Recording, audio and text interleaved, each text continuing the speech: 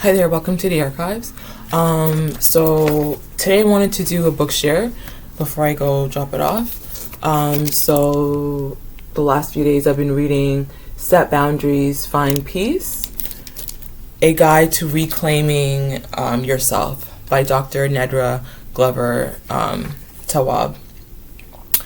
And Dr. Nedra is a licensed therapist and a relationship expert. I just skimmed through this. I'm gonna have to take it out again because I need to slow it down and kind of go through. I have a few books due within the next few days, so I'm trying to get through a couple books. Wow, I have a lot of work to do. I think that's what this book taught me is like you always think you're healed or you're healing, and then you read the professionals and you're like, oh, okay, I'm still immature, okay. Still have some growth, and so that's what this book basically reminded me is I learned a lot. I recognize a lot of, I did my nails. This is in honor of Dr. Nedra. Bernie's copying people! You're right, you're absolutely right. This is my honor, my tribute to her. Anyways, wow, you recognize, it helped me to, it was like a mirror, helped me to see more of myself and where the errors of my ways in the past currently, and it helped me think about who and how I want to show up differently if I ever engage in relationships going forward, right? It brought out a lot of, what would I call it? A lot of information, but I think I also had to sit with a lot of just like, you're not as evolved as you thought you were, right? Which is good because it shows you where there's room for improvement. So the book, one of the key themes, because I'm really interested in emotions, I paid attention to some of the emotions that were showing up. Fear was one that came up, specifically around fear of setting boundaries, which I totally agree with. It could be really scary to set boundaries, right? Or rather, the anticipation of the backlash from setting boundaries can be really, it can put a lot of fear. And so I appreciated that she named that, right? There is a certain level of fear that does come with setting boundaries. There was also resentment. Resentment was another emotion that came up, and I also definitely agree with that as well too, right? Bitterness, either from not setting boundaries, having porous boundaries, and then the bitterness could lead you to having rigid boundaries, which I've definitely experienced, and it was good to see that be like, okay, yeah, I definitely have experienced that, and I definitely also engaged in that. And what I like about it is she uses real life examples from clients, so you can see yourself in multiple different people, right? In different scenarios, whether it's romantic relationships, whether it's parent dynamics, whether it's sibling and family dynamics, friendship dynamics. Like she shares an example of a real life lived experience, and it helps you to connect with that individual, right? I saw a lot of myself in Amber, for instance, right? Amber, just from all of her ACE score was like 8 out of 10. Trauma galore, doesn't trust anybody, thinks that it's okay to be alone, right? And then she also shows how to work through some of those different challenges, which is also really good because especially for those of us who can't afford therapy or don't have a therapist or afraid to go to therapy, it's good to see how she works through some of the different issues with her clients. It's good to see the dialogue that she has with her clients that navigate different situations that we've navigated, right? Communication is key, and that came up, right? I think that's something I learned. I look back, I'm like, oh yeah, I guess I didn't communicate what that boundary was and I just ghosted. But you have to actually communicate what your boundary is. I do not want you to do XYZ. I would want you to show up for me in this way. And communication is something that a lot of us struggle with, myself included. So it was good to see that, like, oh yeah, I could have communicated that boundary a little better or at all, right? Oftentimes we don't communicate boundaries, it's unspoken, and then we get upset.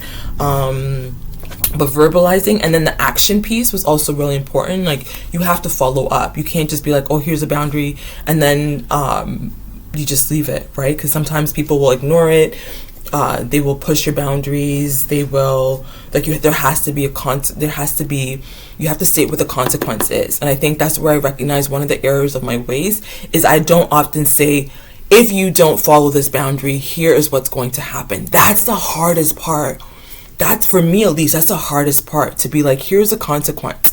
I usually don't communicate the consequence, and then people are like, oh, she blocked me. That was a consequence, but you didn't communicate to them, right?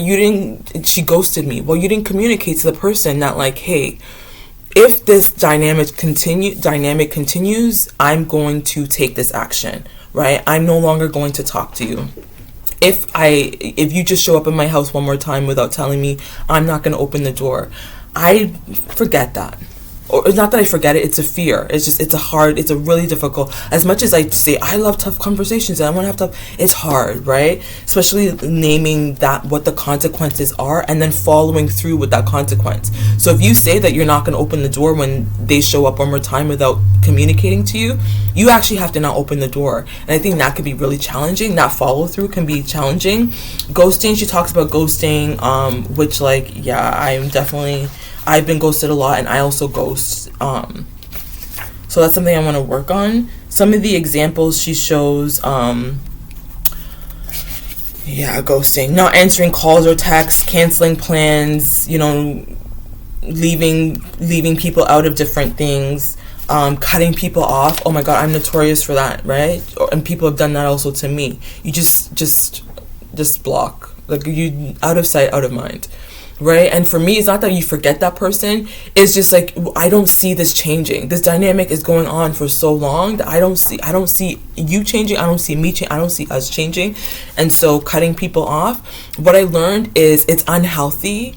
It's an unhealthy coping mechanism unless it's a repetitive pattern and they're toxic or unhealthy themselves. Right? That's what I learned, was like, cutting people off is not good, but if it is a necessary boundary with somebody that's toxic or unhealthy, then you're able to do that, right? Codependency, that one I never knew the word counter-dependent, so I learned a new word, which I loved. And I think for me, what I learned is, like, the pendulum swings both ways. I go from codependent, and then I'm like, oh no, I'm codependent, and now counter-dependent, I never knew. It's difficulty with being vulnerable.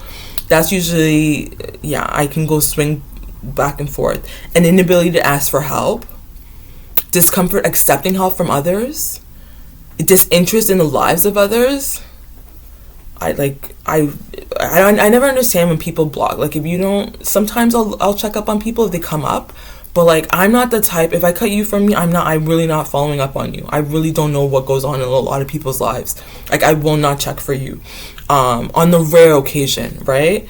So disinterest in the lives of others, preference for doing things yourself, fearful of being close to others, emotional distance, quickly feeling overwhelmed when people are too vulnerable, pushing people away when things become too serious, and constant feelings of loneliness. So that's counter dependence. I didn't know that that's what I was doing. So I learned that difference between codependency, counterdependency. She talks about the different types of boundaries, right? So there's physical boundaries, there's material boundaries. I think that's physical. There's intellectual boundaries, sexual boundaries, emotional boundaries. There's so many different types of boundaries. So I like that she really breaks down the different types of boundaries. And then she provides, bullet points on what this looks like, what not to do, what to do, how the dialogue might look like. She gives you scripts as well too. And then there's resources at the end. She also has a self-assessment tool, which is really, I did the self-assessment tool, which also gave me further insights on my own behavior patterns. So I think out of 16 questions, I only got 2 that were healthy. Right? Most of my boundaries are porous or rigid. I go, like what I'm saying, the pendulum swing, either too porous or too rigid, and not enough healthy.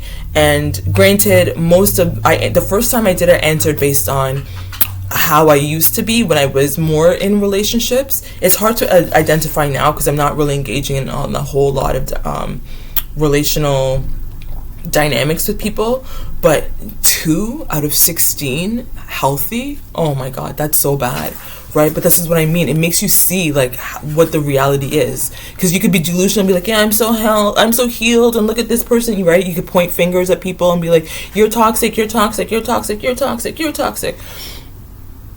It just, the self-assessment quiz was like, oh, you're not as healthy as you thought you were.